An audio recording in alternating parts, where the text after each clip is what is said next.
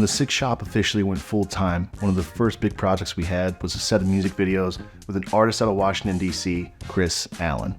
And we worked out shooting out a set of music videos over the span of a week. The first one, which is actually the biggest one, is out now. We actually posted it yesterday. You might want to check it out because we are about to talk all about how we made it, from breakdowns, from philosophy to the gear we used. Now let's get into how we made a cinematic short film with no time and very little money.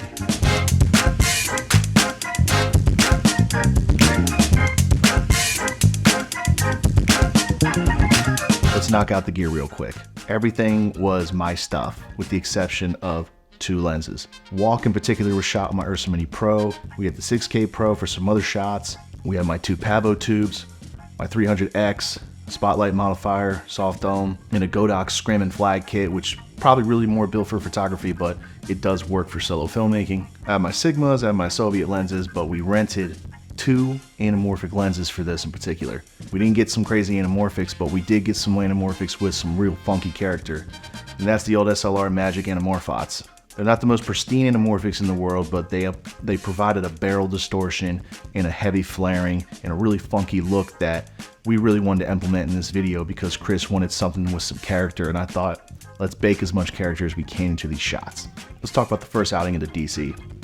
The philosophy here was to have a small footprint because we were walking up to a lot of big, popular places in Washington, D.C., which there's a few people that live there. And the Ursa Mini Pro doesn't exactly scream low-budget student film, but for the sake of this first outing, Chris had a list of certain locations in the area that he wanted to do some performance pieces at. All of this was completely natural daylight and just really letting the lenses sing. We didn't have the crew, and we didn't have the time to set up some real lighting, but honestly, we didn't care for it. This is not the first time I've worked with Chris, and usually we favor a very naturalistic but very gritty kind of look, and we enjoy just kind of getting a very natural look out of everything. We like how it looks on the skins. It just always feels right when Chris and I are working together. From there, it was just taking advantage of locations and making sure that everything was really, really timed out, which is the thing we spent the most time on, which is what location do we need to be in at a certain time to get a certain look, and at what point do we call it a day.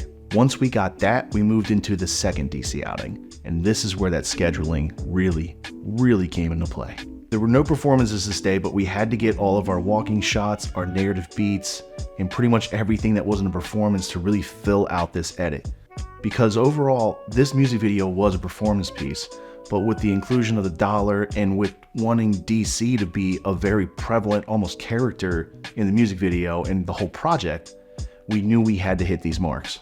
We started right before noon because we knew that the harsh sunlight wouldn't be bad if we were both on transportation such as the bus, the subway, and then we just kind of bit the bullet with harsh sunlight when we first got to the mall. The World War II Memorial and the Washington Monument, definitely harsh sunlight, but we just took the time to place Chris in the right area where he'd have the most shade and we get the most dynamic range in the shot, rather than just making it a flat washed down image. And let's be real, it's not the end of the world if you gotta shoot in harsh sunlight. You gotta do what you gotta do.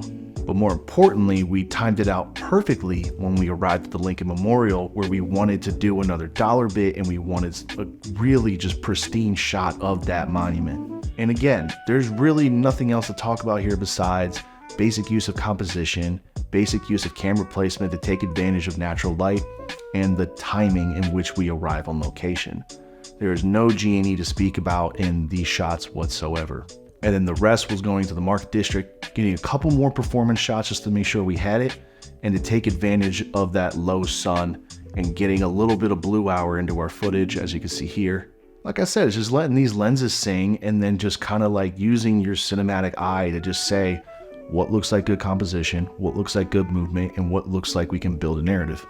Now, the more built out part of this would be the studio. We had not even 2 hours in that studio. We knew we wouldn't be able to build it out as far as set dressing goes because we didn't have the time and manpower. But what we did have is my lighting gear. So we made a shopping list of all the lighting scenarios that we wanted to do in order to achieve a variation of looks to build out what would be the core of the performance of this performance piece. We started off with this orangey look, which is both my Pavo tubes set to an orange toad And then just to make sure there was a little more of a key light, we did have a little bit of the 300X with a softbox set to 2700 Kelvin hitting Chris on the side.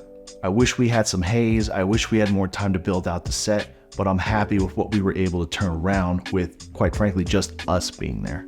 Where we got a little more playful was with the spotlight scenarios. The first trick here is having the spotlight full blast, no diffusion, just sniping Chris in the face. Worked really good in two scenarios. One, it gave this kind of like old school fashion kind of look to it, which I dug. But then after we got the one take with the harsh light, I then put a small flag on the left side of the spotlight to try and just block out that white wall a little more. And I stood a silk on a C-stand, put that in front of the spotlight. So we got a much softer look on the skin. And especially after I put it through Dehancer, it was a very lovely bloom on the skin.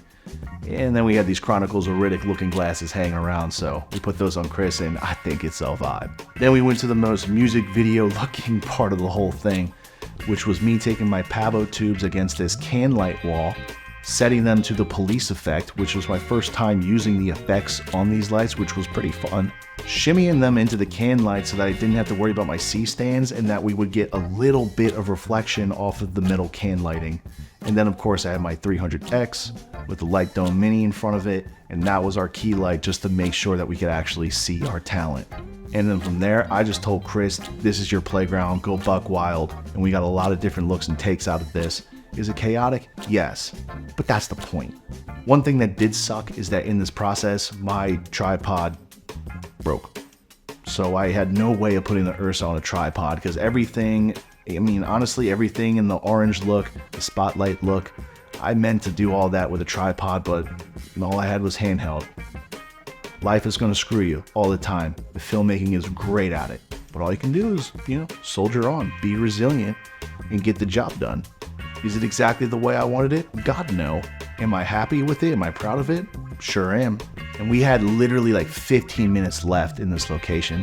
So we got one last little look here at this bar because I thought all the custom signs and lights just gave such a really cool aesthetic to everything.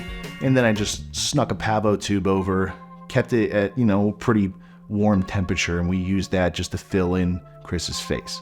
Now, going through this whole breakdown, it does sound like all I'm doing is just shitting on this entire thing because we had to cut corners, we weren't able to rent a lot of stuff, but here's the deal, guys. Sometimes that's what you just gotta do. Yes, there were a million different things I would have loved to have done, but that would have cost a lot more money. It would have gotten a lot more manpower that we just didn't have available. So rather than get lost in like, oh, I could have done this, I could have done that, yada, blah, blah, blah. I still find a lot of peace and happiness in the product that we came out with, especially once I finished the grade. The edit was nice, the performances were great, threw in the film effects. It's one of my favorite music videos I ever made. And more importantly, the client, Chris, liked it. And honestly, even if I did have a crew and I did have a bigger budget, I'm still sure there's stuff I would nitpick and want to change. The most important thing is that we went out, we had a mission, and the mission was accomplished. We made the damn video. And if you are a cinematographer, a director, filmmaker, whatever, just know that it is a good day if you finished a video and posted the damn thing and then let the world have its own opinion about it. We got a couple more I did with Chris along the way, more breakdowns, more everything like that, but the channel's in a good place, guys, and I really can't thank you enough for continuing to support us. And there is some really rad stuff coming on the way. Like it'll be the biggest endeavor I've ever been involved with. And I intend to share every step of the way with you. But for now, you're just gonna have to wonder what it is, and I'll see you on the next one. Goodbye.